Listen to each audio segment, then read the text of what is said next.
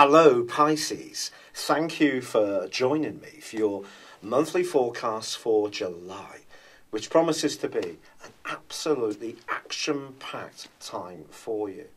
The month begins with the Sun, Mars and Mercury all combining in the most upbeat part of your situation.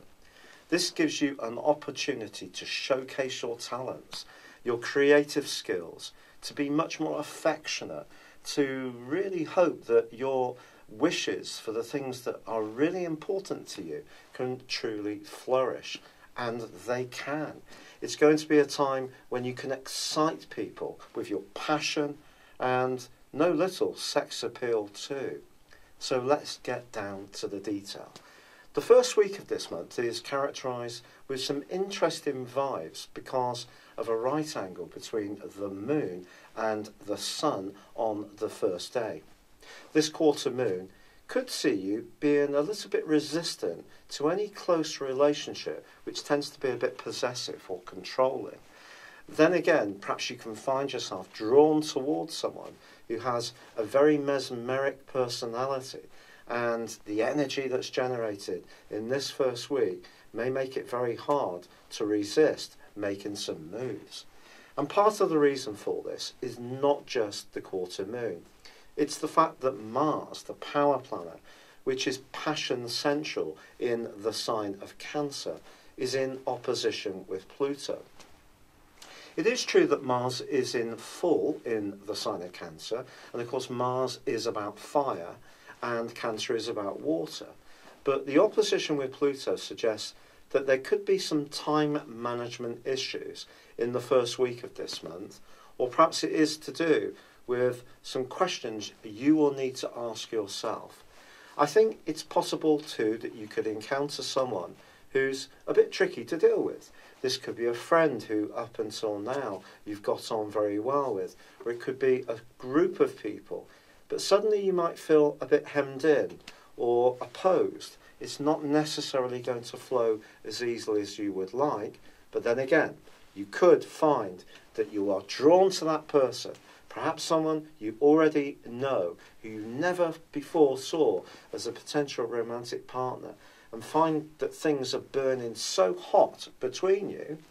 But conversely, in an existing relationship, you may feel that this is not your future direction, that you may need to rethink things and make some adjustments and changes. And you could be pushed to make some very dramatic decisions. All of this is ramped up even more because the Sun in week 2 is in opposition to Pluto. Pluto is about how we change, but sometimes those changes seem to be imposed upon us.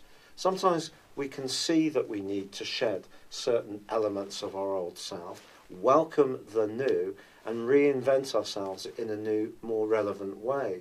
But I think for many of us, Pluto does work so deeply that we don't always realise the pattern is working to begin with.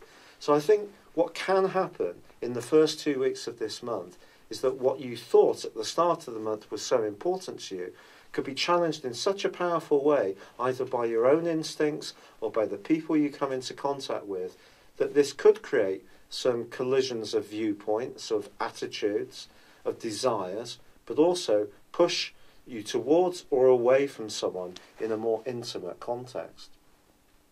Now on the 9th there is a full moon, and this whole concept of what do you want from your future is really going to be showcased by this. And perhaps you can find yourself talking to an influential friend that you can really trust. Someone who puts their feelings and agenda to one side, sees the big picture, is brilliant at understanding how you're evolving and what would be so exciting for you. And they can help to give you some guidance on what decisions you might take. Because there is a quarter moon on the 16th, which can see you back in the grip of some kind of compulsion. It may be to splash out on something you really want in a retail therapy sense. Perhaps a new car. Perhaps it can be to eat or drink a little bit more than you normally would do.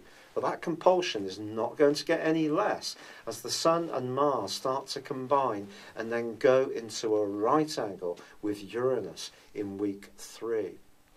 The desire to do as you wish can be so great, it can be much more difficult to knit in with the expectations of others. But then, on the 21st, Mars moves into the sign of Leo. Mars is happy, certainly in certain elements of Leo, but at the very start of the month, I think it's going to give you a lot more drive. It's joining up with Mercury, because Mercury moves into Leo on the 6th. And I should say that Venus moves into a much more homely location on the 5th of this month, which can see you wanting to make some modifications to where you live, or perhaps entertaining people in the comfort of your abode. If you do splash out, as I say, is entirely possible. It may be on some lovely home furnishings, or making your outdoor space more comfortable, peaceful and serene. But these two are going to be cooperating brilliantly, so that's going to help you to think maybe about working from home, or the ways in which you can organise things a bit more in a structured way. But Mercury being joined by Mars on the 21st is really going to give you a lot more propulsion forwards. It's going to help you to narrow your focus. And then on the 23rd, the Sun moves into this location, and there is a stunning new moon.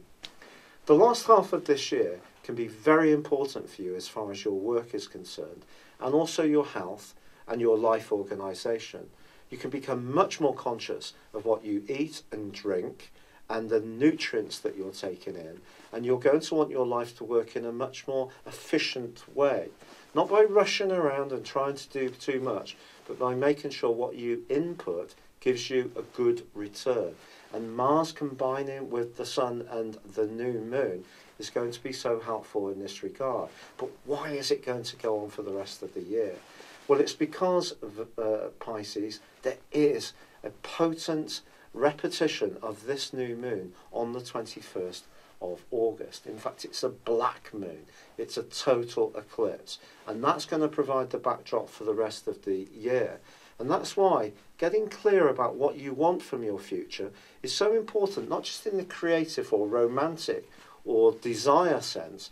It has to be that your ideas will convert to things which will be tangible and actually have some kind of traction, and you can see what they actually represent in a very obvious way. So if you have been caught up in more nefarious schemes or people, I think you're going to be becoming much more earthed as this month comes to a close, but I think that can be truly positive for you. And I think your physical vitality can revive on the back of this. There is an opposition between Saturn and Venus from the 22nd through to the 26th. And if work pressures are quite high and intense, it may seem to get in the way of your desire to be at home, to rest, to be with the people who really count. But with Mercury moving into your opposite sign on the 26th, there's going to be a window of opportunity right at the end of this month for you to make truly great progress when it comes to clarifying who is really with you through these transitions that you're going to be making in quite a dramatic way. It's been a real pleasure being with you. Thank you for joining me. Good luck and goodbye for now.